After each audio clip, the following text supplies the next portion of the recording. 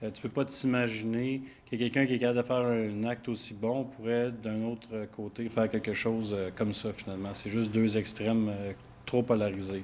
En octobre dernier, on vous racontait l'histoire du seul refuge pour POC du Québec, des Carlins, qui était à la recherche de financement pour se trouver une nouvelle maison. Et quelques mois plus tard, on apprend que la maison qui avait été prêtée gratuitement à la fondatrice du refuge, Stéphanie Lalancette, a été complètement saccagée et rendue inhabitable en moins de 2 ans. On a construit en conséquence avec des planchers, par exemple, qui étaient hydrofuges. On a mis des échangeurs d'air, aspirateur central et tout. Mais en rentrant dans la maison, vraiment, on a constaté que l'étendue des dégâts était au-delà vraiment de ce qu'on aurait pu penser, là. On a notamment constaté des dommages aux murs, de la présence d'excréments jusque dans les conduits d'aération et de l'apparition de rouille sur l'équipement, principalement au sous-sol, en raison de l'urine de chat.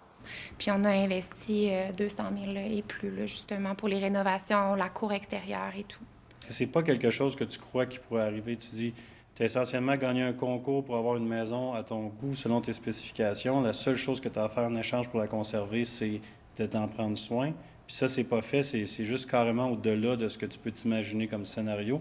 Et c'est pas la première fois qu'une situation comme celle-ci survient. Micheline Lapointe avait loué sa maison au refuge dans la région de Shawinigan en 2021. Elle m'avait promis qu'elle prendrait soin du chalet parce que moi, j'ai une valeur sentimentale, c'est-à-dire c'est mon père qui l'a construit avec ma mère, mon frère. C'était pour la dépanner, même que c'est moi puis mon conjoint qu'on a fait son déménagement.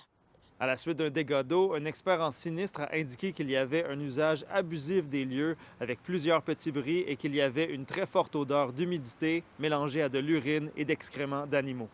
Ben, je me dis, c'est peut-être pas le meilleur endroit pour les pogs à cause de l'insalubrité.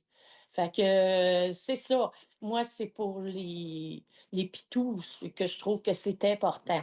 Madame Lalancette devait nous accorder une entrevue, mais c'est plutôt 2 bénévoles de la Fondation qui se sont présentés à la rencontre. Ce que je m'explique mal, c'est que, comme je mentionnais tout à l'heure, la MAPAC est venue en avril 2024 et elle a eu un rapport conforme. Tous les rapports depuis 10 ans de la MAPAC concernant Mme Lalancette, Stéphanie, sont conformes. Au-delà de ce qui s'est passé avec la maison, le refuge, c'est un refuge auquel on croit énormément. On est parents de 3 pogs, on en a eu 5 en tout. On a adopté 4 chiens au refuge. Donc, on est vraiment, tu sais, on veut pas que la fondation se ferme, mais en ce moment, c'est vraiment un gros lot d'émotions puis d'inquiétudes qui font qu'on n'est plus certain de rien, là.